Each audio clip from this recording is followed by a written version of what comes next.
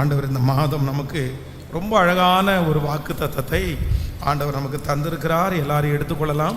யாத்திராகமம் 14ஆம் அதிகாரத்தினுடைய 14வது வசனத்தை நம்ம எல்லாரும் சேர்ந்து வாசிக்க போகிறோம்.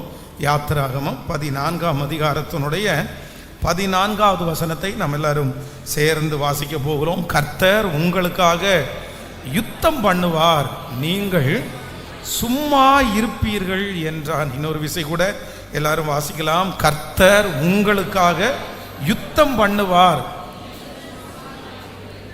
நீங்கள் சும்மா இருப்பீர்கள் என்றார். கர்த்தருடைய பிள்ளைகளே, ஆண்டவர் இந்த மாதம் நமக்கு கர்த்தர் கொடுத்த ஒரு நல்ல வாக்குத்தத்தம், கர்த்தர் உங்களுக்காக யுத்தம் பண்ணுவார்.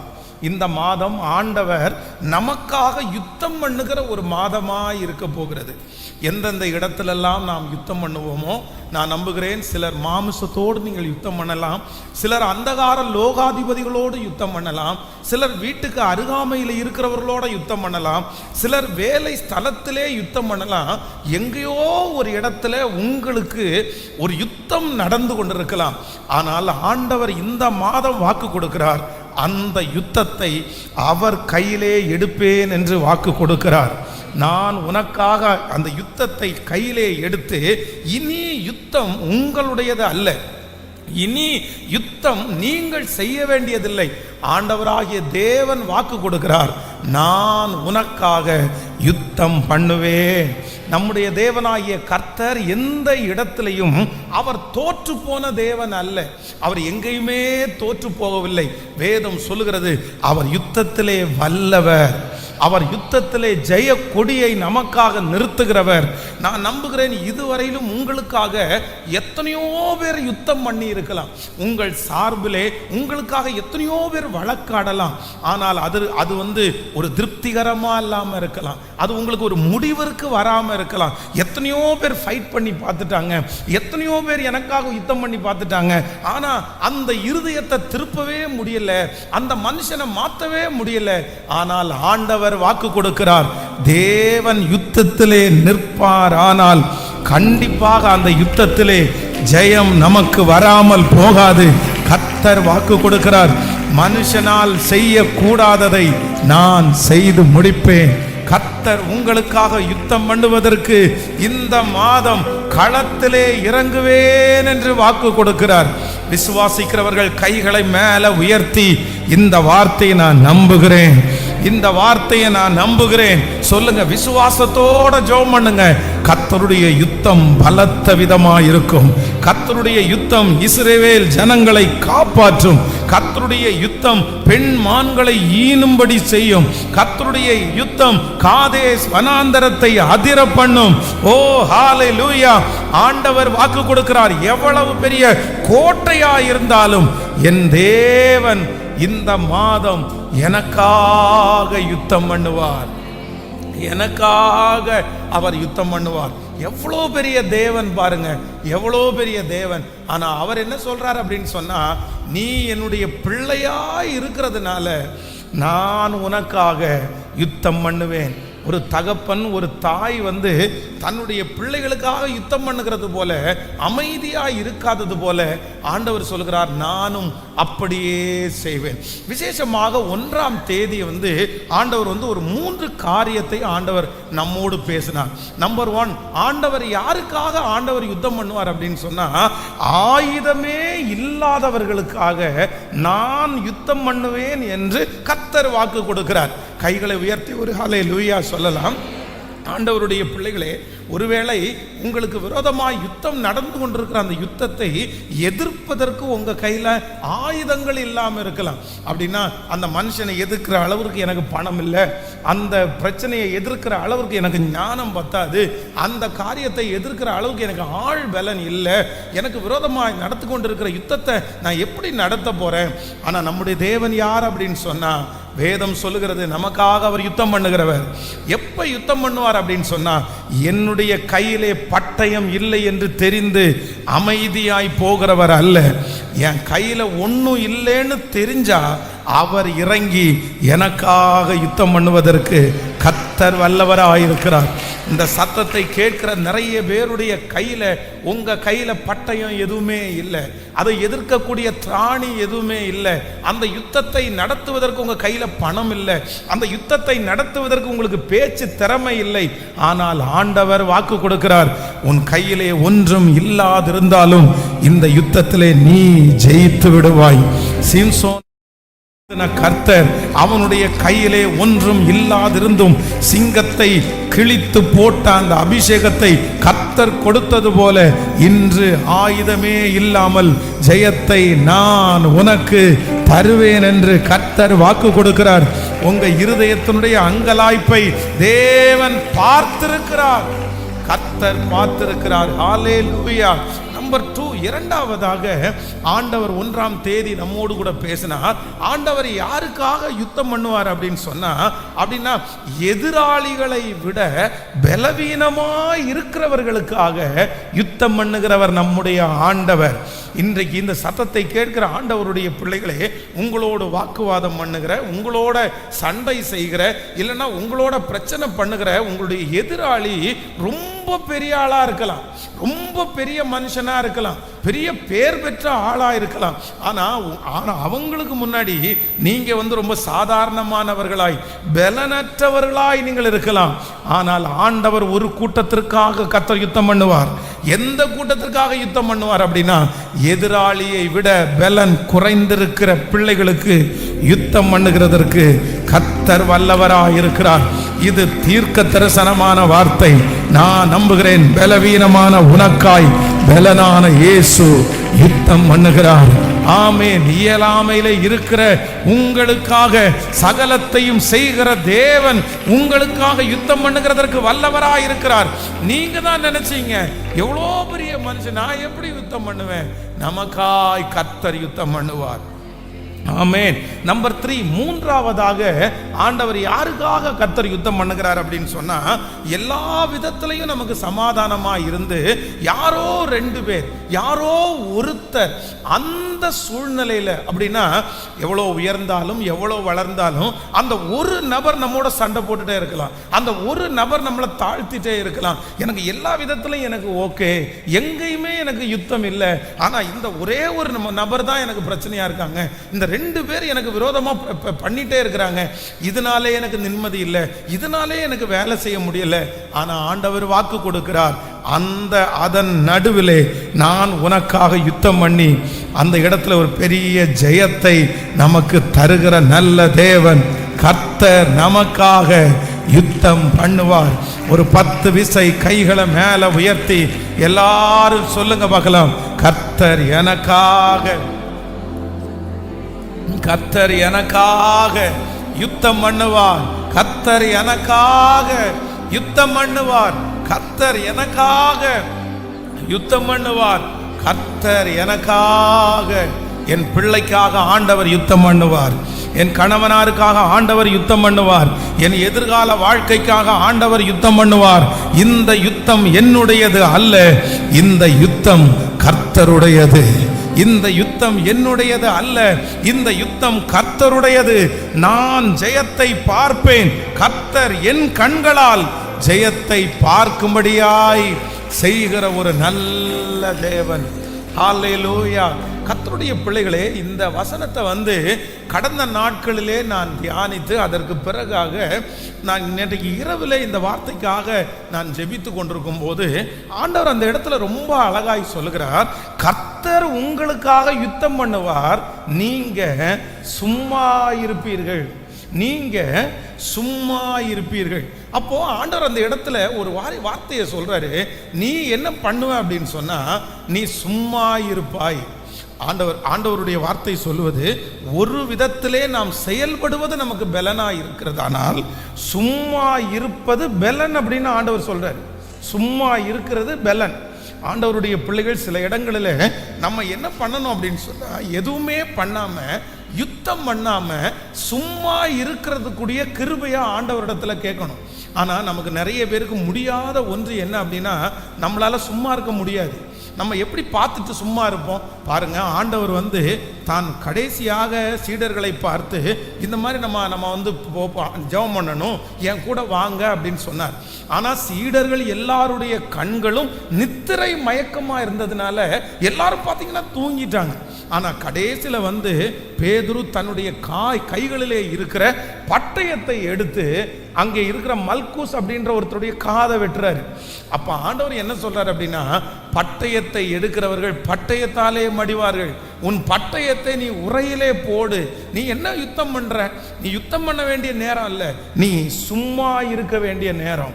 ஆண்டவருடைய பிள்ளைகள், இன்றைக்கு உங்களுக்கு எதிராக எத்தனை பேர் இருந்தாலும், உங்களுக்கு எதிராக எத்தனை சக்திகள் இருந்தாலும், ஆண்டவரிடத்துல எந்த கிருபையை கேட்கணும் அப்படின்னு சொன்னா, ஆண்டவரே நான் என்னவா இருக்கணும்னா, நான் சும்மா இருக்கணும், நான் சும்மா இருக்கணும்.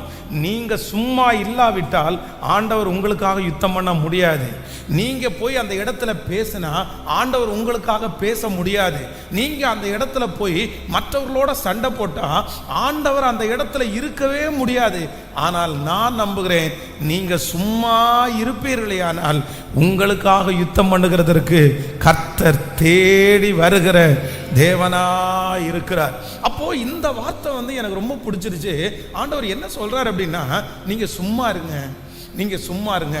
அப்போ நான் நேற்றைக்கு இரவில் இந்த பகுதியை வாசித்து கொண்டிருக்கும் போது ஆண்டவர் சும்மா இருங்க, நீங்க எதுவுமே பண்ண வேண்டாம், நீ அமைதியா இருப்பா, நீ கொஞ்ச நேரம் பொறுத்திருப்பா அப்படின்னு சொல்லுகிற இந்த சூழ்நிலையை நான் தியானித்தேன்.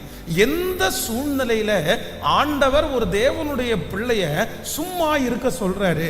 இப்போ இந்த இஸ்ரவேல் ஜனங்கள் ஏற்கனவே எகிப்தினுடைய அடிமைத்தனத்திலே 400 வருடங்கள் பக்கத்திலே இருந்தார்கள்.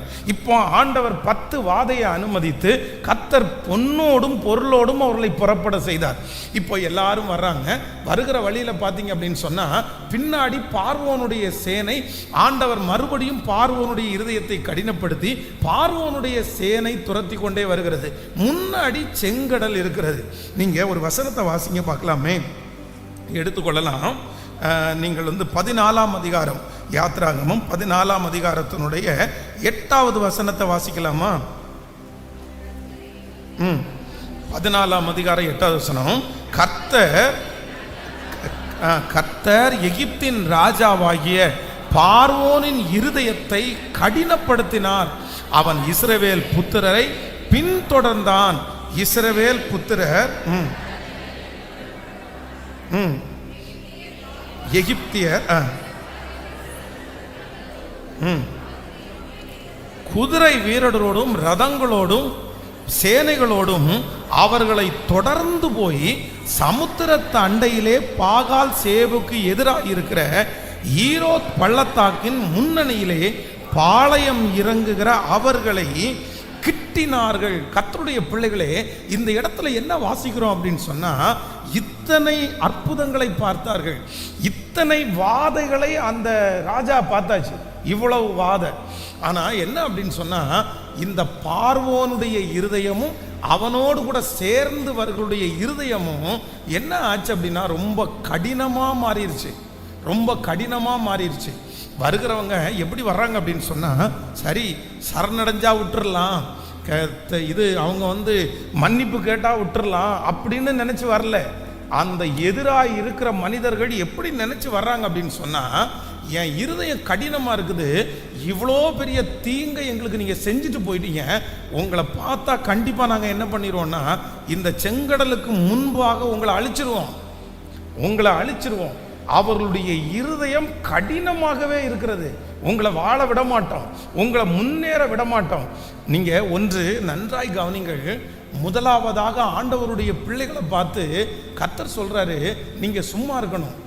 எப்ப சும்மா இருக்கணும்னு ஆண்டவர் சொல்றாரு, நமக்கு எதிராக இருக்கிற எதிரிகளுடைய இருதயம் கடினமானாலும் நம்ம எப்படி இருக்கணுமா மாமா? சத்தமா சொல்லுங்க, சும்மா இருக்கணுமாமா. சில நேரத்தில் நம்ம களத்தில் இறங்கிடுவோம், சில நேரத்தில் நம்ம போராடுவோம். எப்போ போராடுவோம் அப்படின்னு சொன்னால், எதிரியினுடைய இருதயம் கடினமாயிருச்சுன்னு வச்சுங்களேன், ஐயோ இவன் நம்மளை கொல்றதுக்கு முடிவு பண்ணிட்டான், இவன் நம்மளை அழிக்கிறதுக்கு முடிவு பண்ணிட்டான், இவன் நம்மளை இந்த இடத்துல இருந்து துரத்துறதுக்கு முடிவு பண்ணிட்டான், இவன் இந்த இடத்துல இருந்து நமக்கு பிடுங்கிறதுக்கு முடிவு பண்ணிட்டான், இனி நம்ம இவனை விட்டுற முடியாது அப்படின்னு சொல்லி ஒரு சூழ்நிலை வரும்போது ஆண்டவருடைய பிள்ளைகள் நிறைய பேர் என்ன எடுக்கிறாங்க அப்படின்னு சொன்னா, இல்லை இனி கேஸ் போட்டுற வேண்டியதுதான், இனி யுத்தம் பண்ணிட வேண்டியதுதான், இனி வக்கீல பாத்திர வேண்டியதுதான், இனி யாரையாவது தேடி போக வேண்டியதுதான். நம்முடைய மாம்சம் நம்மளை என்ன பண்ணாது அப்படின்னு சொன்னா இருக்க விடாது. நீ எழும்பு, இப்படியே இருந்தேன்னா அவ்வளோதான், அவன் வந்து உன்னை அழிச்சிருவான், உன்னை வாழ விட மாட்டான், நீ தப்பி வைக்க முடியாது, நீ ஒன்றை காப்பாத்திக்கோ, நீ ஒன்றை காப்பாத்திக்கோ. நீ இப்போ கேஸ் கொடுக்கறது எதுக்காக அப்படின்னு சொன்னா ஒன்றை காப்பாத்திக்கிறதுக்காக, நீ இப்போ சண்டை போடுறதுக்கு எதுக்காக அப்படின்னு சொன்னா ஒன்றை காப்பாத்திக்கிறதுக்காக. இந்த சத்தத்தை கேட்கிற யாராவது ஒருத்தருடைய வாழ்க்கையில் இந்த சிச்சுவேஷனில் ஒருவேளை இன்னைக்கு இருக்கலாம், இல்லைன்னா இந்த மாதிரி ஒரு சூழ்நிலைக்குள்ள என்றைக்கோ ஒரு நாள் ஆண்டவர் இந்த பாதையில் உங்களை நடத்தலாம். ஆனால் எப்போ நீங்கள் சும்மா இருக்கணும் தெரியுமா? எப்போ சும்மா இருக்கணும்? எதிரியினுடைய இருதயம், உங்களுக்கு விரோதமாய் எழும்புகிற மனுஷனுடைய இருதயம் கடினமானா கூட நீங்க எப்படி இருக்கணுமாமா? சத்தமா சொல்லுங்க. ஹல்லேலூயா, ஹல்லேலூயா. இந்த சூழ்நிலையில வந்து யாருமே சும்மா இருக்க முடியாது. இஸ்ரவேல் ஜனங்களை பார்த்து ஆண்டவர் வாக்கு கொடுக்கிறார், நீ சும்மாரு, நீ சும்மாரு. அவனுடைய இருதயம் கடினமாச்சுன்னு நினைச்சு நீ சண்டைக்கு போகாத. அவனுடைய இருதயம் வந்து உன்னை அழிக்கணும்னு ஒரு இருதயத்தை கடினப்படுத்துறதுக்காக நீ சண்டைக்கு போகாத. இந்த யுத்தம் உன்னுடையது அல்ல, இந்த யுத்தத்தை செய்ய போகிறவர் கர்த்தர், இந்த யுத்தத்தை செய்ய போகிறவர் கர்த்தர். ஹல்லேலூயா. கர்த்தருடைய பிள்ளைகளே, சவுல் ராஜாவுக்கு நாளுக்கு நாள் வந்து என்ன ஆகுது அப்படின்னு சொன்னா தன்னுடைய இருதயத்தை அவன் கடினப்படுத்துகிறான். கடினப்படுத்தி என்ன சொல்றான் அப்படின்னு சொன்னா, தாவீதை கண்டுபிடிச்சு கொடுங்கப்பா, தாவீது எந்த இடத்துல இருக்கிறான்னு எனக்கு சொல்லுங்கப்பா, அந்த தாவீதை கண்டுபிடிச்சு கொடுக்குறவனுக்கு கண்டிப்பா நான் பரிசு கொடுப்பேன். என்ன அப்படின்னா, தாவீதை எந்த இடத்துல பார்த்தாலும் அவனை கொன்றணும், எந்த இடத்துல பார்த்தாலும் அவனை கொன்றணும். சவுலுடைய இருதயத்தை யாருமே மாற்ற பண்ண முடியல. அவனுடைய பிள்ளையாகிய யோனத்தான் சொல்கிறான், அப்பா நீங்க என்னப்பா இப்படி கோவப்பட்டு இருக்கிறீங்க, நீங்க எதுக்குப்பா தேவையில்லாம இப்ப பேசிட்டு இருக்கிறீங்க, அவன் அவனுடைய சொந்தக்காரன் வீட்டுக்கு போயிட்டான், அவனை கோவப்படுறதுக்கு என்ன இருக்குது? தாவீதே வந்து சவுலுக்கு முன்னாடி என்ன சொல்றார் அப்படின்னா, ராஜா யாரை தேடுகிறார், ராஜா யாரை தேடுகிறார், இந்த தெள்ளு பூச்சியை தேடுறாரா? நான் ஒரு தெள்ளு பூச்சி, உங்க முன்னாடி நான் ஒண்ணுமே இல்லை, என்ன எதுக்கு தேடுறீங்க? ஆனா இவ்வளவு நடந்ததுக்கு பிற்பாடும் தன்னுடைய மகள் பாருங்க, கல்யாணம் பண்ணி வச்சுட்டு, மகள் வந்து அன்னைக்கு நைட்டு, இன்னைக்கு காலையில் கல்யாணம் முடிஞ்சிருச்சு, இரவுல என் மகளோட அவன் படுத்திருப்பான், அவனை கட்டிலோட தூக்கிட்டு வந்து கொன்றலான்னு பிளான் கொடுக்குறாரு. ஆனா இதை யார் தெரிஞ்சா அப்படின்னா, அந்த சவுலுடைய மகள் தெரிஞ்சு இவரை தெரியாம அனுப்பி விட்டுட்டு அந்த பெட்டில் தலையெல்லாம் போட்டு இவங்க வரும்போது அந்த தாவீது தூங்குனது மாதிரி தூங்குனா அவங்க கட்டிலோட தூக்கிட்டு போய் கொல்றதுக்கு பார்க்குறாங்க. அப்போ தன்னுடைய மகள் சவுலத்தில் சொல்றாங்க, என்னப்பா நீங்க நினைச்சிட்டு இருக்கிறீங்க, எதுக்குப்பா உங்களுக்கு இவ்வளவு இருத கடினம், அவனை எதுக்கு கொல்லணும்னு நினைக்கிறீங்க? ஆனால் வேதம் சொல்லுகிறது, சவுல் தனக்கு விரோதமாய் இருதயத்தை கடினப்படுத்தினாலும் தாவீது என்ன பண்ணல அப்படின்னா, சவுலோட யுத்தம் பண்ணவே இல்லை. தாவீதற்கு ஒன்று தெரியும், எனக்காக யுத்தம் பண்ணுகிற இயேசு என்னோடு கூட இருக்கிறார். உங்களை தப்புவிக்கிறதற்காக நீங்கள் யுத்தம் பண்ண வேண்டிய அவசியம் இல்லை, உங்களையும் என்னையும் தப்புவிக்கிறதற்கு கர்த்தர் என்னோடு கூட இருக்கிறார். என்னை தப்புவிக்கிறதற்கு தேவன் என்னோடு கூட இருக்கிறார். இந்த சத்தத்தை யாரோ ஒருத்தரிடத்துல பேசிட்டு இருக்கிறாரு. இன்னைக்கு ஒரு தீர்மானம் எடுங்க, நான் சும்மா இருக்கிறதுக்கு எனக்கு பலன் தாரும், நான் அமைதியா இருக்கிறதுக்கு எனக்கு பலன் தாரும், நான் கண்டுக்காம இருக்கிறதுக்கு எனக்கு பலன் தாரும், நான் அப்படியே பார்த்தும் பார்க்காம போகிறதுக்குரிய பலனை கர்த்தர் எனக்கு தாரும். நான் எந்த செயல்பாடும் எடுக்கக்கூடாது, என் கையில் நான் கத்தியை தூக்கக்கூடாது, என் கையில் நான் வந்து என்னுடைய ஆளுகையை எடுக்கக்கூடாது, என்னுடைய பவரை நான் எடுக்கக்கூடாது. நான் எப்படி இருக்கணும் அப்படின்னு சொன்னா, சும்மா இருக்கணும். ஹல்லேலூயா. கைகளை அசைத்து ஒரு ஹல்லேலூயா சொல்லலாம். எத்தனை பேர் ஆமோதிக்கிறீர்கள்? நம்பர் 1, நீங்கள் மறக்க மாட்டீங்கன்னு நம்புகிறேன். ஃபஸ்ட்டு நான் ஏன் சும்மா இருக்கணும் அப்படின்னு சொன்னால், என்னுடைய எதிரியினுடைய இருதயம் கடினமானாலும் நான் எப்படி இருப்பேன் அப்படின்னு சொன்னேன், சும்மா இருப்பேன். கைகளை உயர்த்தி சொல்லுங்க பார்க்கலாம். முழு பலத்தோட ஏசப்பாட்ட சொல்லுங்க, ஆண்டவரே என்னுடைய எதிரியினுடைய இருதயம் நாளுக்கு நாள் கடினமாகுது. கடினமாக ஆக எதையோ ஒன்று அந்த மனுஷன் செஞ்சுட்டே இருக்கிறான், அந்த மனுஷி செஞ்சுட்டே இருக்கிறான். அவன் ஜெயிக்கணுன்றதுக்காக என்னென்னமோ பண்றான். நாளுக்கு நாள் கொஞ்சம் மனம் இறங்குவாங்க, கொஞ்சம் விட்டு கொடுப்பாங்கன்னு நினைச்சா நாளுக்கு நாள் கோபம் அதிகமாயிட்டு இருக்குது. இப்படியே விட்டா அவன் என்ன அழிச்சிருவான், அவன் என்ன நிக்கிரகம் பண்ணிடுவான். அதுக்கு முன்னாடி நான் ஏதாவது செய்யணும் அப்படின்னு நினைக்கிற யாரோ ஒருத்தரை பார்த்து கர்த்தர் தடுத்து நிறுத்தி, எதிரியினுடைய இருதயம் கடினமானாலும் நீ பயப்படாதே, நான் உனக்காக யுத்தம் பண்ணுவேன், நான் உனக்காக யுத்தம் பண்ணுவேன். எதிரியினுடைய இருதயத்தை மாற்றுகிறதற்கு என்னுடைய தேவன் நல்லவராய் இருக்கிறார். ஹalleluya, ஹalleluya, ஹalleluya. நன்றியப்பா, என் எதிரிக்கு முன்பாக எனக்கு ஒரு பந்தியை ஆயத்தப்படுத்துகிற கர்த்தர். யோசேப்பினுடைய சகோதரர்கள் செய்கிற தவறெல்லாம் யோசேப்பு தன்னுடைய தகப்பனிடத்துல அதான் போட்டு கொடுத்தான்னு சொல்லுவாங்களே, சொல்லி கொடுத்தானம்மா, இந்த மாதிரி அண்ணன் தம்பி எல்லாம் இந்த மாதிரி தப்பு பண்ணுறாங்க, கொஞ்சம் கண்டிச்சு வைங்கப்பா, அவங்க ஆண்டவருடைய பிள்ளைங்க இப்படி இருக்காங்களேன்னு சொல்லி இந்த சின்ன பையன் சொன்ன உடனே அவங்க அப்பா அவங்கள கொஞ்சம் ஸ்ட்ரிக்ட் பண்ணுறாரு, என்னப்பா இப்படி எல்லாம் பண்ணுறீங்க அப்படின்னு. அதே போல் இவன் சொப்பனத்தை பார்த்து அந்த காரியத்தை சொன்ன உடனே அவங்க எல்லாரும் என்ன பண்ணுறாங்கன்னா, நாளுக்கு நாள் யோசேப்பினுடைய சகோதரனுடைய இருதயம் என்னவாகுது அப்படின்னா அப்படியே கடினமாகுது. என்ன வேணாலும் பண்ணுவாங்க, அதை அண்டர்ஸ்டாண்ட் பண்ணுறான், யோசேப்பு அண்டர்ஸ்டாண்ட் பண்ணுறான். ஆனால் என்ன பண்ணலை அப்படின்னா, தன்னுடைய சகோதரனுடைய இருதயம் எனக்கு விரோதமாக கடினமாகுது, இவங்க நினைச்சா என்ன வேணாலும் பண்ணுவாங்க அப்படின்னு தன்னுடைய மனதில் நினைச்சா அவங்களோட சண்டை போடலாம். இல்லை நான் சாப்பாடு கொண்டு போய் கொடுக்க மாட்டேன்ப்பா, நான் கிளம்புறேன், இல்லைனா கொடுக்க போகிற இடத்துல பாதி வழியில் அவங்க இல்லாத உடனே நான் திரும்பி வர்றேன்னு கூட அவன் சொல்லியிருக்கலாம். ஆனால் வேதம் சொல்லுகிறது அந்த மனுஷன் சொல்லவே இல்லை. காரணம் என்ன அப்படின்னு சொன்னா, என்னுடைய எதிரியினுடைய இருதயம் கடினமானாலும் நான் என்ன பண்ண மாட்டேன், என் மேனேஜருடைய இருதயம் கடினமானாலும் நான் யுத்தம் பண்ண மாட்டேன். என் கணவனாருடைய இருதயம் கடினமானாலும், சொல்லுங்க, ஒரு 3 பேருடைய கரத்தை பிடிச்சு சொல்லுங்க, யாருடைய இருதயம் கடினமானாலும், சொல்லுங்க எல்லாரும் சொல்லுங்க, யாருடைய இருதயம் கடினமானாலும் நான் யுத்தம் பண்ண மாட்டேன். தீர்மானம் எடுக்கிறீங்களா? ஹலோ, கைகளை அசைத்து ஒரு ஹல்லேலூயா சொல்லலாம். இது என்ன சும்மா இருங்க அப்படின்னு சொல்றது என்ன விளையாட்டு நினைச்சிங்களா? இது கர்த்தர் இஸ்ரவேல் ஜனங்களை பார்த்து இந்த இடத்துல என்ன சொல்றாரு அப்படின்னா, கர்த்தர் உங்களுக்காக யுத்தம் பண்ணுவார், நீங்கள் ஆனா ஆப்போசிட்ல இருந்து வர்ற எதிரி எப்படி வர்றான், கையில கத்தி எடுத்துட்டு உன்னை உயிரோட வைக்க மாட்டேன், உன்னை என்ன பண்ணிடுவேன், வெட்டுவேன்றான்.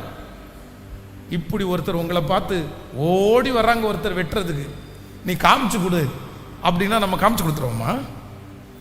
சொல்லுங்க. பொறுக்கிற வரைக்கும் பொறுப்போம், நமக்கு பிரச்சனை இல்லாத வரைக்கும் சரி என்னமோ பண்ணிட்டு போறான்னு நினைச்சிருவோம்.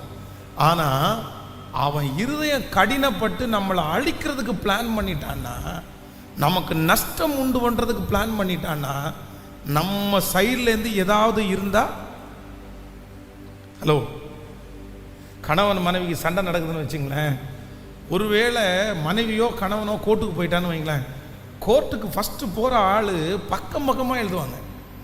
என்னது சம்பந்தமே இருக்காது, சம்பந்தம் இல்லாத கேஸ் எல்லாம் படிச்சு பார்க்கும்போது தான் தெரியும் நமக்கு, ஐயோ என்னது இது, நானா, எனக்கு தான் இந்த கேஸ் போட்டிருக்கீங்களா, பக்கமா எழுதியிருப்பாங்க. இந்த பக்கமா எழுதின உடனே இப்போ இவர் ஒருத்தர் வக்கீல வைக்கணும், அந்த கேஸ் அந்த பேப்பரை கொண்டு போய் இவங்க வக்கீல்கிட்ட கொடுத்து இந்த மாதிரி பொய் கேஸ் எல்லாம் போட்டிருக்காங்க அப்படின்னு சொல்லும்போது இந்த வக்கீல் சார் ஒரு ஆலோசனை கொடுப்பாரு. என்ன ஆலோசனை கொடுப்பாரு, அப்படியா பிரதர், உங்களுக்கு போட்டிருக்காங்களா, நீங்கள் சொல்லுவதற்கு ஒன்றும் இல்லை அப்படின்னு கேஸ் போடுங்கன்னா சொல்லுவாரு. பிரதர், அவங்க இத்தனை குற்றச்சாட்டுகளை 10 குற்றச்சாட்டுகளை உங்க மேல வச்சிருக்கிறாரா, நம்ம 20 வைக்கணும். சொல்லுங்க என்ன பண்ணாங்க, சொல்லுங்க என்ன பண்ணாங்க. அவங்க சார்ட் ஷீட்டை விட நமக்கு வெயிட்டா இருக்கணும். இந்த மாதிரி தான் உலகம் ஆலோசனை சொல்லும். ஆனா ஆண்டவர் என்ன ஆலோசனை சொல்றாரு அப்படின்னு சொன்னா, நீங்கள் அமர்ந்திருந்து உங்களுடைய இருதயம், எதிரியினுடைய இருதயம் கடினப்படுவதை குறித்து நீங்கள் கவலைப்படவே வேண்டாம். அவருடைய அனுமதி இல்லாமல் ஒரு தலைமயிராகிலும் கீழே விழுவது இல்லை. அப்படி அந்த எதிரியினுடைய இருதயம் கடினமாகுது. ஆனால் கர்த்தர் அந்த இடத்துல ஏதோ ஒன்றை எனக்கு அவர் கற்றுக் கொடுக்கிறார், ஏதோ ஒன்றை அவர் எனக்கு சொல்லி தருகிறார். என் மீட்பர் அவர் உயிரோடே இருக்கிறார், என் மீட்பர் அவர் உயிரோடே இருக்கிறார். கைகளை உயர்த்தி ஆமேன் சொல்லுங்க. பொருத்தனை எடுப்பீங்களா? பொருத்தனை எடுப்பீங்களா? என்னை தடுத்து நிறுத்துங்க. நான் சும்மா இருக்கணும். எப்போ சும்மா இருக்கணும் அப்படின்னா, எனக்கு ஆப்போசிட்ல இருக்கிற, எனக்கு எதிரியாய் மாறுகிற அவங்க இருதயம் கடினமாகும் போது நான் என்னவா இருக்கணும்னா, அப்பவும் நான் என்னவா இருக்கணும்னா சும்மா இருக்கணும். ஹல்லேலூயா. கைகளை அசைத்து ஒரு ஹல்லேலூயா. பாருங்க, சென்னையில் ஒரு கோர்ட்டில் அப்படின்னா அந்த டைவர்ஸ் கோர்ட்டில் ஒரு பெண், அந்த பெண் என்ன அப்படின்னு சொன்னால், தன்னுடைய ரொம்ப கஷ்டப்பட்ட ஃபேமிலி. ஆனால் இந்த பையன் கொஞ்சம் வசதியான பையன். என்னாச்சு அப்படின்னா, இந்த பையன் வீட்டில் உள்ளவங்க என்ன நினச்சாங்கன்னா, ஒரு கஷ்டப்பட்ட ஃபேமிலியிலேருந்து ஒரு பொண்ணை எடுத்தா அந்த பொண்ணு நமக்கு நல்ல கீழ்ப்படிஞ்சு சமாதானமாக இருக்குன்ற கான்செப்டில் இவங்களே மொத்த பணத்தையும் கல்யாணத்துக்கு செலவு பண்ணி பிள்ளையினுடைய நகையை கூட இவங்களே போட்டாங்க. ஏன்னா அந்த திருநெல்வேலி சைடாக இருக்கிறதுனால பார்த்தீங்க அப்படின்னா, பொன் வீட்டில் இருந்து கொடுக்கணும் அப்படின்னு எல்லாம் அது ஒரு கல்ச்சர் போயிட்டு இருக்குது. அவங்க கொடுத்தாதான் மரியாதை. சரி, நீங்கள் ஒன்றுமே தரலன்னு நினச்சிடக்கூடாதுன்றக்காக பொண்ணுடைய நகையை இவங்க வாங்கி கொடுத்து கல்யாண செலவு மொத்தம் இவங்க பண்ணி ரொம்ப அழகாக கல்யாணம் பண்ணி முடிச்சா, இந்த பெண்ணு என்ன சொல்லுது அப்படின்னு சொன்னால், அவன் ரொம்ப அழகு இல்லை, அவன் ரொம்ப கருப்பாக இருக்கான், அதனால தான் நீங்கள் எனக்கு கல்யாணம் பண்ணி வச்சிங்க அப்படின்னு சொல்லி இந்த பிள்ளை தான் தோண்டித்தனமாய் தெரிஞ்சு, இல்லை நான் எதுவுமே பண்ண மாட்டேன், எதுவுமே செய்ய மாட்டேன். பார்த்தீங்க அப்படின்னு சொன்னால், அதுக்கு பிறகு நான் டைவர்ஸ் அப்ளை பண்ணுறேன்னு பண்ணும்போது அந்த பையன் பேரில் என்ன குற்றம் சாட்டினாங்கன்னா, இவன் ஒரு சைக்கோ. ஆனால் அந்த பையன் பார்த்தீங்கன்னா அப்ராணி, ரொம்ப அப்பாவி. ஐயோ ரொம்ப நல்ல பையன் அப்படின்னா எதிர்த்து கூட பேசாத ஆள். எப்படி இருக்கும் அந்த அம்மா அப்பாவுக்கு? வரதட்சணை எவ்வளோ கேட்டிருக்காங்க தெரியுமா? 5 crores, 5 கோடி ரூபாய். 5 கோடி ரூபாய். எனக்கு இந்த பையனை நான் விட்டு போகணும் அப்படின்னு சொன்னால், மியூச்சுவலாக நான் பிரியணும் அப்படின்னு சொன்னால் எனக்கு 5 கோடி ரூபாய் வேணும். அந்த பொண்ணு பக்கத்தில் இருக்கிற வக்கீல் பேசும்போது என்ன பேசுறாரு அப்படின்னு சொன்னால், சார் 5 கோடியை பொண்ணு பக்கத்தில் கேட்குறாங்க, நான் வேணா ஒரு 3 கோடி முடிச்சு கொடுக்குறேன். அந்த பொண்ணுக்கு கல்யாணம் பண்ணி கொடுத்து, அந்த பொண்ணுக்கு நகை போட்டு, கல்யாண செலவு மொத்தத்தையும் எடுத்து இந்த வீட்டில் இருந்து திருமணம் பண்ணிட்டு வந்தால், அந்த பிள்ளை இந்த வீட்டில் இருக்கிற பண ஆசையை பார்த்து 5 கோடி ரூபாய் கேட்டால் எப்படி? இருதயம் கடினமாக இருக்குது. எப்பா இறங்குங்கப்பா, இப்படி செய்யக்கூடாதுப்பா. நான் செய்ய மாட்டேன். ஒன்னே ஒன்று பண்ணினாங்க, எந்த யுத்தமும் பண்ணலை. சரி, அவங்க பாட்டு கேஸ் நடத்தட்டும் அப்படின்னு சொல்லி தினம் அந்த வீட்டில் இருக்கிற மகனும் அம்மாவும் அப்பாவும் சேர்ந்து உபவாசம் இருந்து ஜெபம் பண்ண ஆரம்பித்தாங்க. நடந்தது என்ன தெரியுமா? கோர்ட்டுக்காக இந்த பெண் தன்னுடைய பைக்கில் போகும்போது கரெக்டாக ஒரு ஆக்சிடெண்ட்டில் மாட்டிட்டா. அவளுடைய காலில் இருக்கிற எலும்பு ஒரு 6-7 இடத்துல முறிஞ்சிருச்சு. கிட்டத்தட்ட 6 மாதங்கள் உள்ளுக்குள்ளே ஆப்ரேஷன் பண்ணி உள்ள ராடு வச்சு ஸ்டிச் பண்ணிட்டாங்க. 6 மந்த்துக்கு பிறகு இந்த உள்ளே இருக்கிற ராடெல்லாம் எடுக்கலாம் அப்படின்னு போனால் உள்ள பஸ் வச்சிருச்சு. உள்ள 1.5 வருஷம் ஆகுது. 1.5 வருஷமா அந்த பிள்ளைக்கு ஒன்று மாறி இது முடிஞ்சா அடுத்தது, இது முடிஞ்சா அடுத்து, இது முடிஞ்சா அடுத்து. 1.5 வருஷமா அந்த பிள்ளையினுடைய கேஸை தொடரவே விடாம இன்னைக்கு வரைக்கும் ஆண்டவர் யுத்தம் பண்ணிட்டு இருக்கிறார். கர்த்தர் யுத்தம் பண்ணிட்டு இருக்கிறார். இன்னும் அந்த பிள்ளையினுடைய இருதயம் என்ன பண்ணலைன்னா என்ன ஆகலை, இறங்கல. அது கடினமாக தான் இருக்குது. நான் ரெண்டில் ஒன்றை பார்ப்பேன். ஆனால் நான் நம்புகிறேன், சில யுத்தத்தை எல்லாம் ஜெயம் எடுக்கிற வரைக்கும் ஆண்டவர் விட மாட்டார். சிலரை எல்லாம் கர்த்தர் கொண்டு வந்து நிறுத்துற வரைக்கும் விட மாட்டார். நான் நம்புகிறேன், நீங்கள் ஆண்டவரை உறுதியாக பற்றி பிடிங்க. நீங்கள் ஆண்டவரை உறுதியாக நம்புங்க. நீங்கள் ஜெபத்தை அதிகமாங்க. நம்முடைய யுத்தம் மாமிசத்தோடும் இரத்தத்தோடும் அல்ல, அந்தகார ரோகாதிபதிகளோடும் துரைத்தனங்களோடும் நமக்கு யுத்தம் உண்டு. நம்முடைய யுத்தம் முழங்கால், நம்முடைய யுத்தம். நம்ம முழங்கால் போடும்போது சத்துரு வெட்கப்பட்டு போவான். சத்துரு மின்னலை போல விழுவான். ஹல்லேலூயா. கைகளை அசைத்து ஆமென், முழு பலத்தோடு ஆமென். ஆண்டவரே எனக்கு கிருபை தாங்க. அவங்க இருதயம் கடினப்பட்டாலும் நான் என்ன பண்ணக்கூடாதுன்னா யுத்தம் பண்ணக்கூடாது. நம்பர் 2, ரெண்டாவதாக 14ஆம் அதிகாரத்தினுடைய 9வது வசனத்தை வாசிக்கலாமா? 14ஆம் அதிகாரத்தினுடைய 9வது வசனத்தை வாசிக்கலாம். எகிப்தியர்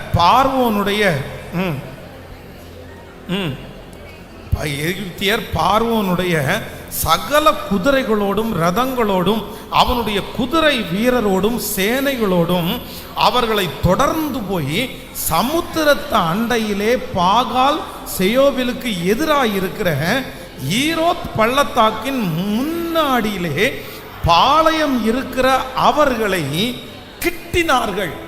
இந்த வசனத்தில் நீங்க அண்டர்லைன் பண்ண வேண்டிய ஒரு வேர்டு என்ன அப்படின்னா கிட்டினார்கள். சொல்லுங்க. அப்படின்னா இதுவரையிலும் இவங்க வந்து எகிப்திலிருந்து கிளம்பி வந்துட்டாங்க. இவங்க என்ன நினைச்சிட்டு வந்துட்டாங்க அப்படின்னு சொன்னா, ரொம்ப வேகமா எல்லாம் அவங்க ஓடலை, குதிரையை பிடிச்சி அப்படியெல்லாம் ஓடலை. ஏற்கனவே பார்வோனுடைய அரண்மனையிலிருந்து ஒரு செய்தி புறப்படுது, இந்த ஜனங்கள் வீட்டுக்கு போங்கன்னு சொல்லல, அவங்கள துரத்தி விடுங்க.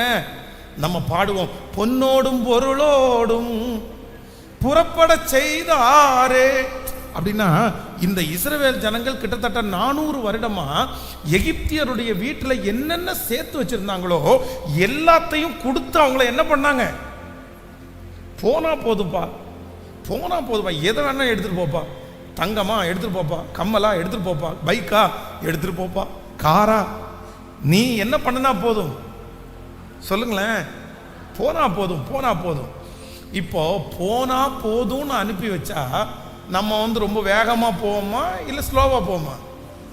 அப்ப இஸ்ரவேல் ஜனங்கள் வந்து எகிப்தியர் தங்களை பின்தொடர்ந்து வருவாங்கன்னு அவங்க கனவுல கூட என்ன பண்ணல, அவ்வளவுதான் கிளம்பியாச்சு. ஆனா வேதம் சொல்லுது, இங்கே பார்வோனுடைய இருதயம் கடினப்பட்டதுனால அவங்க என்ன பண்றாங்கன்னா குதிரையும் ரதமும் எடுத்து ஆயத்தம் பண்ணி செங்கடலை கடந்துட்டான்னு நம்ம பிடிக்க முடியாது. எங்க அவங்களை அரெஸ்ட் பண்ணணும்? செங்கடலுக்கு முன்னாடி அரெஸ்ட் பண்ணணும்ப்பா, அங்க அவனை பிடிக்கணும்ப்பா. கிளம்பு. இன்னைக்கு வந்து நீங்க அந்த செங்கடல், அந்த ரெட் சி பக்கத்தில் பார்த்தீங்க அப்படின்னு சொன்னா ஒரு பெரிய பள்ளத்தாக்கு மாதிரி வெட்டி அதை கனெக்ட் பண்ணி அதில் வந்து இப்போ கப்பல் விடுறாங்க. இப்போ அந்த இடத்துல. ஆனா அப்போ வந்து யாருமே அந்த கரைக்கு போக முடியாது, கடலை தாண்டி போக முடியாது. செங்கடல் எதிராக அவங்களுக்கு நின்றுச்சு.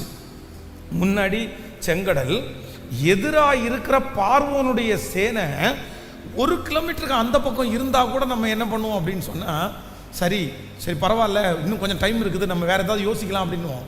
ஆனா அவங்க எங்க வந்தாச்சு? கிட்ட வந்தாச்சு, பக்கத்துல வந்தாச்சு. அவங்க தலையை பார்த்துட்டாங்க, அவங்க குதிரையை பார்த்துட்டாங்க. இப்ப ஆண்டவர் என்ன சொல்றாரு? கேட்கல. நீங்க என்ன சொல்லுவீங்க? ஆண்டவர் உங்களை பார்த்து கேட்டா என்ன சொல்லுவீங்க? உங்களுடைய எதிராளி வந்து இன்னும் எனக்கு இந்த கேஸ் முடிகிறதுக்கு, இல்லைன்னா இந்த பிரச்சனை முடிகிறதுக்கு, இல்லைன்னா அவன் பக்கத்தில் வரல, சரி தூரத்துல இருந்து தான் கத்திட்டு இருக்கிறான், இங்கே தான் கத்திட்டு இருக்கான், அது வரைக்கும் நம்ம அமைதியாக இருப்போம். ஆனால் எப்போ அமைதியாக இருக்க மாட்டோம்? கேட்கல. கண்ணுக்கு எதிராக வந்துட்டான். ஆனால் ஆண்டவர் இந்த இடத்துல என்ன சொல்றாரு அப்படின்னா, நீ சும்மா இரு. இந்த சத்தம் யாரோ ஒருத்தருக்காக ஆண்டவர் பேசலாம். பாஸ்டர் பக்கத்தில் வந்துட்டான், நான் இதுக்கு வேற வழியே இல்லை, நான் எதிர்த்தே ஆகணும். நான் சண்டை போட்டே ஆகணும், நான் கத்தியை தூக்கியே ஆகணும், நான் ஒரு கேஸை போட்டே ஆகணும். ஏன் அப்படின்னா இது வரைக்கும் அவன் மிரட்டிட்டு தான் இருந்தான், இது வரைக்கும் தூரத்துல இருந்து சத்தம் போட்டு தான் இருந்தான். ஆனா இப்போ அட் பிரசன்ட் அவன் என்ன பண்ணிட்டான் அப்படின்னா வாசல் பக்கத்துல வந்துட்டான். இனியும் நான் அமைதியா இருக்க முடியாது. எப்படி நான் அமைதியா இருக்க முடியும்? நான் அமைதியா இருக்க மாட்டேன். நான் ஏதாவது ஒன்று செய்யணும். உங்களுடைய இருதயம், யாரோ ஒருத்தருடைய இருதயம் அப்படி சொல்லிட்டே இருக்கலாம். ஆனா ஆண்டவர் உங்களை பார்த்து என்ன வாக்கு கொடுக்குறாரு அப்படின்னு சொன்னா, நீங்க எப்படி இருக்கணுமா? மாமா, எனக்கு விரோதமாய் என்னோடு யுத்தம் வருகிற எதிரி என்னுடைய கிட்ட வந்தா கூட எப்படி இருக்கணுமாமா? அப்போ பாஸ்டர் வெட்டிட்டு போட்டுன்னு நினைக்கிறீங்களா? நல்லா நினைச்சுங்க. ஈசாக்கை கொண்டு போய் ஆபிரகாம் பலி செலுத்தும் போது கட்டை எடுத்து தூக்கி தலை மேல வச்சாச்சு. ஆண்டவர் அமைதியா இருக்கிறார். இப்போ அந்த மோரியா மலையில ஏறி போறாங்க, அப்போ ஆண்டவர் அமைதியா இருக்கிறார். அவன் பலிபீடத்தில் கட்டி விறகெல்லாம் அடுக்கி ஈசாக்க தூக்கி எங்க வைக்கிறாரு? அதுக்கு மேல வச்சு பலிபீடத்தில் வச்சு கட்டியாச்சு. கர்த்தர் அமைதியா இருக்கிறாரு. இப்போ எப்போ ஆண்டவர் கிரியை செய்கிறார் அப்படின்னா, கத்தியை எடுத்து எங்க அது வரையிலும் ஈசாக்கு தன்னுடைய நெஞ்சில் ஒரு பதட்டம், ஒரு பயம் இருந்திருக்கும். என்ன பயம்னா, நான் சாக போறது உறுதி, நான் தோற்று போறது உறுதி, நான் அவமானப்படுறது உறுதி.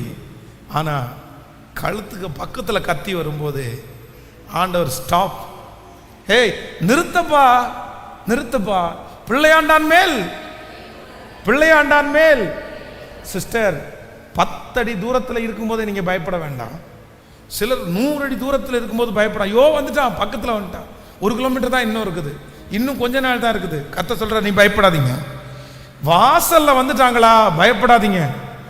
கத்திய ஓங்கிட்டாங்களா, பயப்படாதீங்க. கர்த்தர் சொல்றாரு, கத்திய ஓங்குற வரைக்கும் தான் கர்த்தர் அமைதியா இருப்பார்.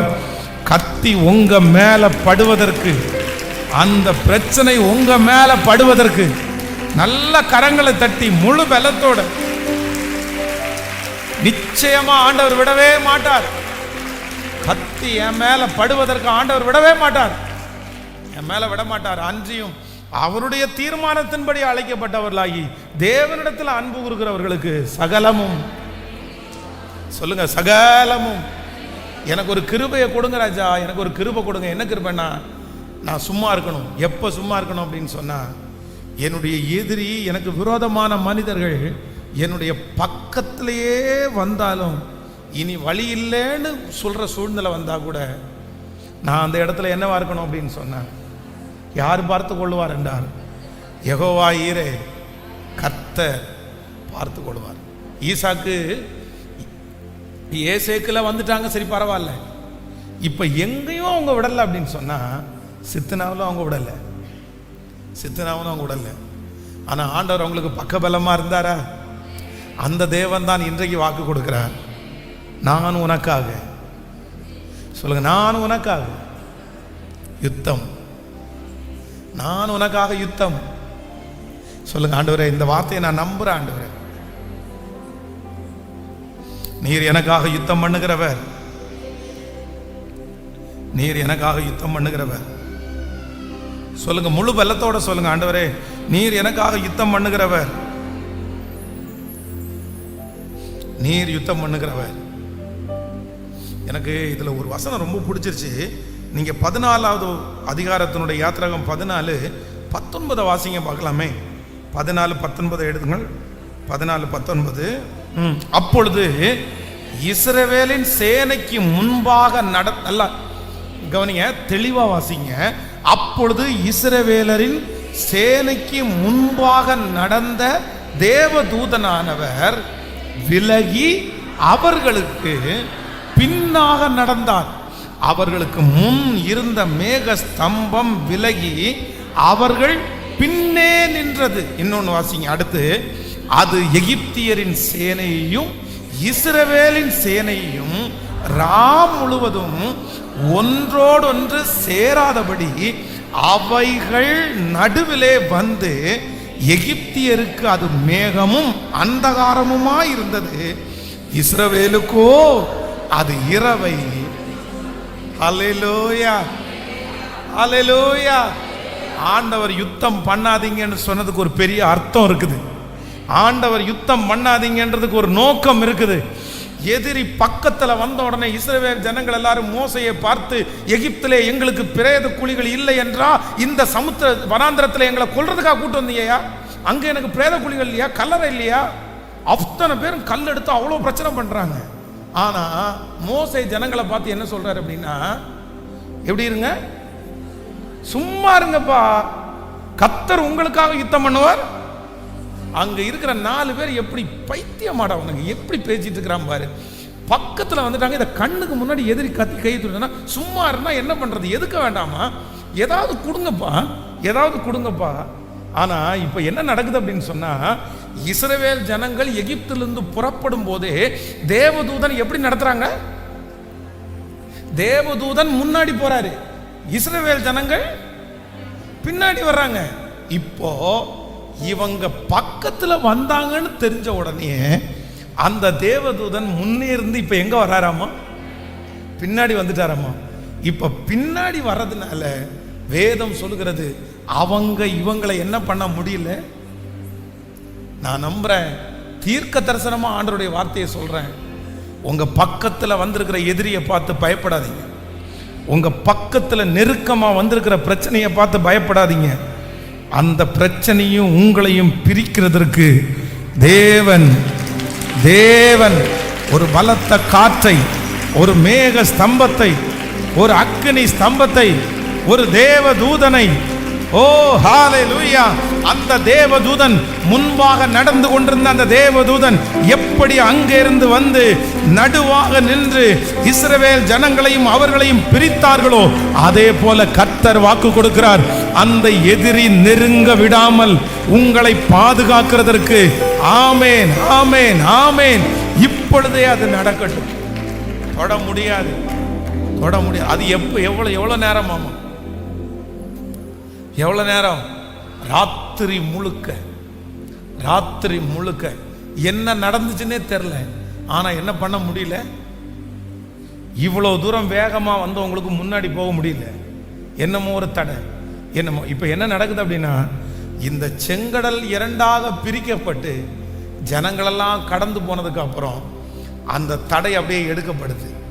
இவங்களும் ரொம்ப ஜாலியா எப்பா போராடி மேற்கொண்டோம் அப்படின்னு நினைச்சு சமுத்திரத்துல வந்தா, வேதம் சொல்கிறது, கர்த்தர் இன்று கண்ட எகிப்தியனை, இன்று கண்ட எதிரியை, இன்று கண்ட அந்த பிரச்சனையை இனி ஒரு நாளும் ஆமேன். அப்பா, இந்த வார்த்தையை என் வாயிலிருந்து உங்க வார்த்தை வர வர அந்த அற்புதம் ஜனங்களுக்குள்ள நடந்துட்டே இருக்கட்டும். அந்த எதிரியை பார்த்து பயப்படுகிற பிள்ளைகளுக்கு ஒரு வெற்றி உண்டாவதாக. அல்லேலூயா. ஒரு தீர்மானம் எடுங்க, ஒரு தீர்மானம் எடுங்க. நான் எப்படி இருக்கணும்? சத்தமா சொல்லுங்க. கேட்கல? நமக்கு நிறைய பேருக்கு அப்படி இருக்கத்தான் முடியாது. அதான் உலகத்தில் சொல்லுவாங்கல்ல, குரங்கையில் பூமாலை கொடுத்தது மாதிரி எதையாவது ஒன்று பிச்சு போடாமல் இருக்கிற பலத்தில் ஏதாவது ஒன்று போராடி பார்ப்போம், இருக்கிற இந்த பணத்தில் போராடி பார்ப்போம். ஆண்டவர் என்ன சொல்றார்? நான் போராடவே வேண்டாம். தீர்மானம் எடுக்கிறீங்களா? பொருத்தனை எடுக்கிறீங்களா? பைபிளுடைய ஃப்ரண்ட் பேஜில், பைபிள் இருக்குல்ல, இந்த ஃப்ரண்ட் பேஜில் எழுதி வைங்க. என்ன எழுதி வைங்கன்னா, ஒரு வசனம் எழுதி வைங்க, இந்த யுத்தம் என்னுடையது அல்ல, இந்த யுத்தம் கர்த்தருடையது. நான் எப்படி இருப்பேன்? நான் சும்மா இருப்பேன்னு எழுதி வைங்க. நீங்கள் சும்மா இருந்தாலே போதும், அது நடக்க வேண்டிய நேரத்தில் தன்னை போல நடந்துடும். நீங்கள் ஒன்றும் பட்டயத்தை தூக்கிட்டு போக வேண்டிய அவசியம் இல்லை. ஏன்னா நான் ஆராதிக்கிற தேவன் என் பட்சத்திலேயே இருக்கிறார். ஸோ நம்பர் 1, முதலாவதாக நீங்கள் மறக்க மாட்டீங்கன்னு நம்புகிறேன். எதிரியினுடைய இருதயம் கடினமாகும் போது கர்த்தர் என்னை பார்த்து சொல்கிறார், நீ எப்படி இரு, சும்மா இரு. நம்பர் 2, ரெண்டாவது, எதிரி என்னுடைய பக்கத்தில் வரும்போது பக்கத்தில் வந்தாச்சு. அவ்வளோதான், இனி அவனுக்கும் எனக்கு தூரமே இல்லை, அவன் அழிச்சிருவானும் போது கர்த்தர் சொல்ல, நீ பயப்படாத, நீ பயப்படாத, நீ என்னவாரு அப்படின்னா சும்மா இரு. நம்பர் 3, 3வது வசனத்தை வாசிக்கலாம். 14ஆம் அதிகாரம் 11வது வசனத்தை வாசிக்கலாமா?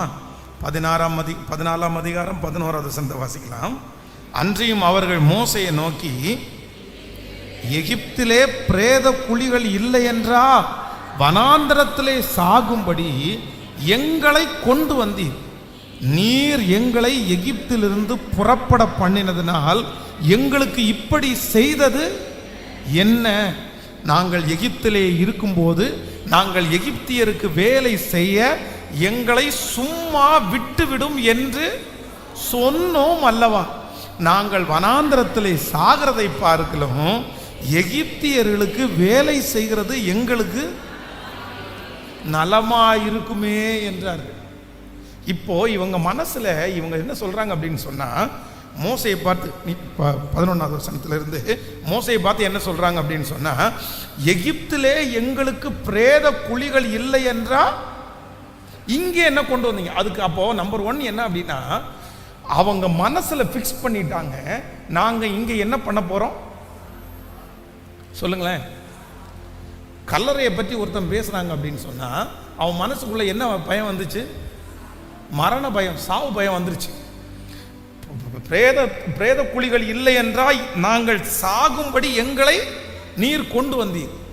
நீர் எங்களை எகிப்திலிருந்து புறப்பட பண்ணினதனால் எங்களுக்கு இப்படிப்பட்ட ஒரு துரோகத்தை ஏன் பண்ணீங்க? மனசுக்குள்ள முழுக்க முழுக்க முழுக்க என்ன ஃபிக்ஸ் பண்ணிட்டாங்க அப்படின்னு சொன்னா, எனக்கு எதிரியா வர்றாங்க, கோபத்தோட வர்றான், ரொம்ப விக்கிரகத்தோட வர்றான், அவனுக்கு முன்பாக நம்மளால நிற்கவே முடியாது. நம்ம என்ன பண்ணிடுவோம்னா தோற்று போயிடுவோம். ஆனா அப்பதான் ஆண்டவர் வாக்கு கொடுக்குறாரு, நீ என்னவாரு? இன்றைக்கு இந்த சத்தத்தை கேட்கிற அன்பு ஆண்டவருடைய பிள்ளையே, கர்த்தர் உங்களுக்கு வாக்கு கொடுக்குறார், மகளே நீ சும்மாரு, மகனே நீ சும்மாரு. எப்ப தெரியுமா? தோற்று விடுவோம் என்கிற சூழ்நிலைக்கு தள்ளப்பட்டாலும் டோன்ட் வரி. உங்க மனசுல சொல்லல, நான் ஃபெயில் ஆயிடுவேன், இந்த யுத்தத்தில் அவன் என்ன ஜெயிச்சிருவான், இந்த யுத்தம் அவனுடைய கையில தான் ஜெயம், பக்கத்தில் வந்துட்டான், எனக்கு என்னமோ அவ்வளோதான், அவன் பக்கமாக தான் எல்லாம் சாயும், அவன் பக்கமாக தான் எல்லாம் போகும், அதனால நான் ஏதாவது ஒன்று செஞ்சே ஆகணும். ஆனால் ஆண்டவர் வாக்கு கொடுக்குறாரு, யுத்தத்திலே ஜெயம் கொடுக்கிறவர் கர்த்தர், தோற்று விடுவோமோ என்கிற மனபயம் உனக்குள்ளே இருந்தாலும் அழைத்தவர் நான், நடத்துகிறவர் நான், உனக்காக யுத்தம் பண்ண போகிறவர் நான். என் ஜனங்கள் ஒருபோதும் வெட்கப்பட்டு நீங்கள் ஒருபோதும் வெட்கப்பட்டு, நான் நம்புறேன் ஜெயம் கொடுக்கும் தேவன் உங்களோடு கூட இருக்கிறார். தோல்வி உங்களுக்கு இல்லை, நீங்க தோற்று போக மாட்டீங்க. இந்த யுத்தத்தில் கர்த்தர் உங்களுக்கு ஜெயம் தருவார். தோற்று போகிறது போல சூழ்நிலைகள் இருந்தாலும் நீங்கள் கவலைப்பட வேண்டிய அவசியம் இல்லை. இது மற்றவருடைய கண்களுக்கு தோல்வி, ஆனால் கர்த்தர் சொல்லுகிறார், என் பார்வைக்கு அது தோல்வி அல்ல, அது ஜெயம். சிலுவை மற்றவருடைய பார்வைக்கு தோல்வி, ஆனால் சிலுவை தான் ஜெய கொடி, ஜெய சின்னம். ஹல்லேலூயா. ஒரு மேட்ச் ஒன்று நடக்குதுன்னு வச்சுங்களேன், அது கிரிக்கெட் மேட்சோ ஃபுட்பால் மேட்சோ, இந்த மேட்சினுடைய ஜெயத்தை ஃபஸ்ட்டு கோல் அடிக்கிறாங்க பாருங்க, இல்லை ஃபஸ்ட்டு 6 அடிக்கிறாங்க பாருங்க, இல்லைன்னா ஃபஸ்ட்டு கேட்ச் பிடிக்கிறாங்க பாருங்க, இதில் கணிச்சிட முடியுமா? கணிச்சிட முடியாது. ஃபஸ்ட்டு கோல் அடித்த உடனே அவ்வளோதான், இந்த டீம் தான் ஜெயிக்கும்னு நம்ம சொல்ல முடியாது. இல்லைன்னா ஃபஸ்ட்டு கேட்ச் பிடிச்சி அவுட் ஆன உடனே நம்ம இந்த டீம் தான் ஜெயிச்சிடும்னு சொல்ல முடியாது. எப்போ தெரியும் அப்படின்னு சொன்னால், கடைசியில் தான் தெரியும் ஜெயம். ஆண்டவருடைய பிள்ளைகளை ஒன்று நினைத்து கொள்ளுங்கள், உங்களுடைய எதிராளி விஷயத்தில் சில நேரங்களில் ஆண்டவர் முதல் டைம் இல்லை ஆரம்பிக்கிற டைம் உங்களுக்கு தோல்வியை போல சில காரியத்தை கர்த்தர் அனுமதிக்கலாம். நீங்கள் ஃபெயில் மாதிரி உங்கள் கண்ணுக்கு முன்னாடி வந்திருக்கலாம். இப்போ தானே ஆரம்பிச்சிருக்கிறோம், இப்போ தானே துவங்கி இருக்கிறோம். இப்போ தானே. ஆண்டவரை பொறுத்த வரைக்கும் எப்பொழுதுமே சில காரியத்தை ஆக்ரோஷமாக அடாவடியாக செய்ய மாட்டார். எப்படி தான் செய்வார் அப்படின்னு சொன்னால், பொறுத்திருந்து அமைதியாய். அதுவும் யுத்தத்தை மட்டும் ஆண்டவர் நான் இன்னைக்கு ஆரம்பித்தா நாளைக்கு முடிக்கலான்னெல்லாம் முடிக்க மாட்டார். அந்த யுத்தத்தில் நமக்கு கற்றுக் கொடுக்க வேண்டியது நிறைய இருக்கிறதுனால ஆண்டவர் யுத்தத்தை மட்டும் என்ன பண்ணுவார்னா, நான் எப்போ முடிப்பேனோ அப்போ முடிப்பேன், நீ அதை குறித்து ஒன்றுமே கவலைப்படாத, அதுக்கு நேராக உன்னுடைய சிந்தனையை திருப்பாத, ஒன்றை மட்டும் டார்கெட் பண்ணு. ஜெயமோ கர்த்தரால் வரும். குதிரை யுத்த நாளுக்காக ஆயத்தமாக்கப்படும். உனக்கு ஜெயம் இருக்குப்பா, உனக்கு நான் ஜெயிக்க பண்ணுவேன், இந்த விஷயத்தில் நீ ஜெயிப்ப, அவனுக்கு முன்னாடி ஜெயிப்ப. இன்னைக்கு தோற்று போகிறது மாதிரி சூழ்நிலை இருக்கும், ஆனால் அவன் கண்ணுக்கு முன்னாடியே நான் உன்னை ஜெயிக்க பண்ணுவேன். தோற்றுவேணுன்ற அந்த மனசு உனக்கு வேண்டாம், தோற்றுவேணும்னு நீ யோசிக்கவே வேண்டாம். ஜெயிக்க பண்ணுகிற கர்த்தர். ஹல்லேலூயா. இத்தனை பேர் ஜெபிக்க போகிறோம். ஆண்டவரிடத்துல கேளுங்க, நான் எப்படி இருக்கணும்? கர்த்தர் உங்களுக்காக யுத்தம் பண்ணுவார். நீங்கள் சும்மா இருப்பீங்களா? உங்களை பார்த்தா சும்மா இருக்கிற ஆட்களை மாதிரி தெரியல. ரெண்டில் ஒன்று பார்த்துடலான்னு சொல்கிற ஆட்களை மாதிரி தான் இருக்கும் நம்ம நிறைய பேர். ரெண்டில் ஒன்று பார்த்துடலாம், ரெண்டில் ஒன்று பார்த்துடலாம், இந்த ரெண்டில் ஒன்று மூணில் ஒன்றுலாம் பார்க்க வேண்டாம். எல்லாரும் இன்னைக்கு ஜெபம் பண்ண போகிறோம். இந்த 3 விஷயத்தையும் மறக்காதீங்க. நம்பர் 1, நான் சும்மா இருக்கணும். எப்போ எந்த சிச்சுவேஷனில் எந்த சூழ்நிலையில் நான் சும்மா இருக்கணும்? நம்பர் 1, முதலாவதாக எதிரியினுடைய மனம் கடினமானாலும் நான் என்னவா இருக்கணும்? சும்மா இருக்கணும். நம்பர் 2, ரெண்டாவது, எதிரி கிட்ட பக்கத்தில் வந்தாச்சு, ஆனால் நான் என்னவா இருக்கணும்? சும்மா இருக்கணும். நம்பர் 3, மூன்றாவது, நான் தோத்துருவேன் போல தெரியுது, நான் ஜெயிக்க மாட்டேன் அப்படின்ற ஒரு சூழ்நிலை வந்தாலும் நான் என்னவா இருக்கணும்? ஆக மொத்தத்தில் நான் சும்மாவே இருக்கணும். யுத்தம் மட்டும் யாருடையது இல்லை, யுத்தம் மட்டும் யாருடையது இல்லை, என்னுடையது இல்லை. யுத்தம் மட்டும் அது யாருடையது அப்படின்னா? ஹல்லேலூயா. சிஸ்டர், கணவனாரோட யுத்தம் பண்ணுறதை விட்டுருங்க சிஸ்டர். பிரதர், மனைவியோட யுத்தம் பண்ணுறதை விட்டுருங்க பிரதர். நம்ம கணவனாரோட யுத்தம் பண்ணி ஒன்றும் ஜெயிக்க போகிறது இல்லை, மனைவியோட யுத்தம் பண்ணி நம்ம ஜெயிக்க போகிறது இல்லை. ஆனால் நான் நம்புகிறேன், அவர் பாதத்தில் கொடுத்தீங்கன்னா எந்த மனைவி ஆனாலும், எந்த கணவன் ஆனாலும், எந்த மாமனாராக இருந்தாலும் எங்கே வருவாங்க? உங்களுக்காக யுத்தம் பண்ணுகிற கர்த்தர் உங்கள் சார்பில் கொண்டு வருவதற்கு கர்த்தர் வல்லவராகவே இருக்கு. எத்தனையோ குடும்பத்தை நான் டீல் பண்ணேன், எத்தனையோ குடும்பத்துக்காக ஆலோசனை சொல்லியிருக்கிறேன். ஆனால் எந்த கணவன் யுத்தம் பண்ணலையோ, எந்த மனைவி யுத்தம் பண்ணலையோ, அவங்க இன்றைக்கு வரைக்கும் ஜெயித்து கொண்டே தான் இருக்கிறார்கள், ஜெயித்து கொண்டே தான் இருக்கிறார்கள். நீங்கள் ஜெயிச்சிருவீங்க பிரதர், நீங்கள் ஜெயிச்சிருவீங்க. உங்கள் மனசார எந்த யுத்தமும் உங்களுக்கு வேண்டாம், எந்த கசப்பும் உங்களுக்கு வேண்டாம். கர்த்தர் கையில் கொடுங்க. ஏற்ற வேலை வரும்போது அவரே எனக்காக ஆறுதல் செய்கிறதற்கு கர்த்தர் வல்லவராக இருக்கிறார். எளிமை நிற்கலாமா? அப்படியே இந்த யுத்தம் கர்த்தர் உங்களுக்காக யுத்தம் பண்ணுவார். நீங்கள் சும்மா இருப்பீர்கள். கர்த்தர் உங்களுக்காக யுத்தம் பண்ணுவார், நீங்கள் சும்மா இருப்பீர்கள். கர்த்தர் உங்களுக்காக யுத்தம் பண்ணுவார். ஆண்டவரே, எனக்கு இன்றைக்கு இந்த மாதத்தினுடைய இந்த முதல் வாரத்தில் எனக்கு ஒரு அபிஷேகம் வேணும். எதிரி வெள்ளம் போல வந்தாலும், எதிரி வெள்ளம் போல வந்தாலும் நான் சும்மா இருக்கக்கூடிய ஒரு அபிஷேகத்தை, சும்மா இருக்கக்கூடிய ஒரு ஞானத்தை எனக்கு தாரும் ஆண்டவரேன்னு சத்தத்தை உயர்த்தி கேட்க ஆரம்பிங்க. பார்க்கலாம், கேளுங்க, முழு பலத்தோட கேளுங்க. ஹல்லேலூயா. ஆகாரை பார்த்து ஆண்டவர் சொல்றாரு, சாராயின் அடிமை பெண்ணாகிய ஆகாரே, ஆகாரே, நீ ஒன்றும் செய்ய வேண்டாம், நீ ஒன்றும் பிரச்சனை பண்ண வேண்டாம். நீ உன் நாச்சியார் அண்டைக்கு போய் நீ என்ன பண்ணு சொல்லுங்க, அடங்கியிருப்பா. நீ போய் அடங்கியிரு. நீ அடங்கியிருந்தாலே போ. மற்றதெல்லாம் யார் பார்த்துக்கிறேன்? நானும் பார்த்துக்கிறேன். நீ அடங்கியிரு. அதனால இந்த சத்தத்தை கேட்கிற யாரோ ஒருத்தரத்துல ஆண்டவர் ரொம்ப தெளிவா பேசுறாரு. இந்த யுத்தம் உன்னுடையது அல்ல. கர்த்தர் உனக்காக யுத்தம் பண்ணுவார். கர்த்தர் உனக்காக யுத்தம் பண்ணுவார். நீங்கள் சும்மா இருப்பீர்கள். கைகளை உயர்த்தி நன்றி ஆண்டவரே, நன்றி ஆண்டவரே. அந்த கிருபை எல்லாரும் வாஞ்சித்து முழு இருதயத்தோட அந்த கிருபையை வாஞ்சிங்க பார்க்கலாம். எல்லாரும் முழு இருதயத்தோட அந்த கிருபையை வாஞ்சிக்கலாம்.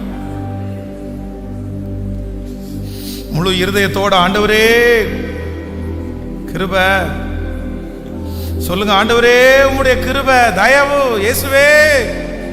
சத்தத்தை உயர்த்தி இந்த அபிஷேகம் எனக்குள்ளே பொழியப்படட்டும். இந்த அபிஷேகம் எனக்கு வேண்டும் என்று கர்த்தரிடத்தில் கேளுங்க. எனக்கு அப்படிப்பட்ட ஒரு எண்ணம் எனக்குள்ள வளரட்டும் ஆண்டவரே. எனக்குள்ள அந்த கேரக்டரை வைங்க ஆண்டவரே. எதுக்கெடுத்தாலும் நான் சண்டை போட போகக்கூடாது ஆண்டவரே. எதுக்கெடுத்தாலும் நான் வாக்குவாதம் பண்ண போகக்கூடாது ஆண்டவரே. எதுக்கெடுத்தாலும் நான் பிரச்சனைக்கு போகக்கூடாது ஆண்டவரே. நீங்கள் அமர்ந்திருந்து நானே தேவன் என்று அறிந்து கொள்ளுங்கள் என்று நீ வாக்கு கொடுத்தீரல்ல, அப்படி உங்க சமூகத்தில் ஆண்டவர் அமர்ந்திருக்கிறதற்கு ஒரு பலன் இப்பொழுது எனக்கு வரட்டும் ஆண்டவரேன்னு சத்தமா கேளுங்க. ஹல்லேலூயா. எவ்வளவு பெரிய எதிரி எழும்பினாலும் அதை எந்த மலையை அனுப்பி எப்ப அணைக்க பண்ணணும்னு யாருக்கு தெரியும்னா கர்த்தருக்கு தெரியும். கர்த்தருடைய பிள்ளைகளே, இந்த கம்ஃபர்ட் திருச்சபை இங்கே இருக்கிறது யுத்தம் பண்ணதுனால இந்த சர்ச் இங்கே இல்லை. யுத்தம் பண்ணதுனால இல்லை. பிரச்சனை பண்ணும்போது யார் நீ பிரச்சனை பண்றதுக்கு சரி வா பார்க்கலாம் அப்படின்றதுனால இந்த சர்ச் இங்கே இல்லை. இந்த திருச்சபை இன்னைக்கு இத்தனை பேர் சேர்ந்து இங்கே ஆராதிக்கிறோம் அப்படின்னு சொன்னா எதனால இருக்கு தெரியுமா? அத்தனை பிரச்சனை பண்ணினாலும் சும்மா இருந்ததுனால தான் இந்த திருச்சபை இங்கே இருக்குது. ஆனா அந்த பிரச்சனை எல்லாம் பண்ணும்போது நம்ம மட்டும் எதிர்த்திருந்தோம், நம்ம மட்டும் என்னன்னு கேட்டிருந்தோம், கண்டிப்பா என்ன பண்ணாது அப்படின்னா எனக்கு தெரியல இந்த சர்ச் இங்க இருக்குமான்னு தெரியல. ஆனா யுத்தம் பண்ணாம அமைதியா விட்டதுனால மாம்சத்தோட அல்ல, அதை யார் டீல் பண்ணா, நீங்க டீல் பண்றதை நிறுத்தினா யார் டீல் பண்ணுவோம் அப்படின்னா கர்த்தர் டீல் பண்ணுவார். கர்த்தர் சொல்கிறார், நான் உன் வழக்காடிகளோட. எவ்வளவு பெரிய நல்ல ஆண்டவர் இல்ல நம்ம ஆண்டவர். உன் வழக்காடிகளோட நான் வழக்காடி. இந்த ஊர்லயே என்னத்துக்கு வேணாலும் வருவாங்க, ஆனா எதுக்கு வர மாட்டாங்கன்னா நம்ம கூட சண்டை போட்டிருந்தா அவங்களோட சண்டைக்கு போவாங்களா? பிரிச்சு விட வேணா பார்ப்போம். ஏப்பா நீ சண்டை போடாதப்பா ஒதுங்கி போப்பான்னு. ஆனா எனக்காக சண்டை போட முடியுமா? என்ன பாஸ்டர் என்ன பேசுற, இல்லைன்னா என்ன பிரதர் எப்படி பேசுற, சிஸ்டர் என்ன இப்படி பேசுற அப்படின்னு கேட்டு யாரும் வர்றது மாதிரி இன்னைக்கு உலகம் இல்லை. சரி பிரதர் கொஞ்சம் ஒதுங்கி போங்க, சரி விட்டுருங்க பிரதர். ஆனா என் ஆண்டவர் யார் அப்படின்னா என் வழக்காடிகளோடே வழக்காடுகிற. என் பிள்ளைய நீ பேசுன, என் மகளை நீ ஏன் பேசுன அப்படின்னு எனக்காக கேட்கிற ஒருத்தர் உண்டு. ஹல்லேலூயா. நான் உங்களுக்காக ஜெபம் பண்றேன். இந்த மந்த ஆண்டவர் உங்களை வெற்றியாய் அழகாய் நடத்த போறார். இந்த மாதம் கர்த்தருடைய அதிசயத்தை நீங்கள் காண்பீர்கள். உங்க பிள்ளைகளுக்கு நல்ல காலேஜ் நல்ல ஸ்கூல்ல அந்த இடங்களை ஆண்டவர் தருவாரா. உங்க பிள்ளைகளுக்கு கட்ட வேண்டிய தொகைகளை எல்லாம் கர்த்தர் உங்களுக்கு இந்த மாதம் தேவைகளை ஆச்சரியமாய் சந்திப்பாராக. இந்த மாதம் கர்த்தருடைய ஒரு மகிமையை கண்டிப்பா நீங்க பார்ப்பீங்க. கர்த்தருடைய ஒரு பெரிய ரட்சிப்பா ஆண்டவர் உங்களை பார்க்க பண்ணு. ஆமென். ஆண்டவரே உம்முடைய பிள்ளைகள் கைகளிலே இருக்கிற காணிக்கைகள் தசம பாகங்கள் எல்லாரையும் ஆசீர்வதித்து இந்த சத்தத்தை கேட்கிற அத்தனை பிள்ளைகளுக்கும் இந்த வார்த்தைகள் ஆம் என்றும் ஆமேன் என்றும் அப்படியே நடக்கட்டும் ஆண்டவரே. இயேசுவின் மூலம் பிதாவே, ஆமென்.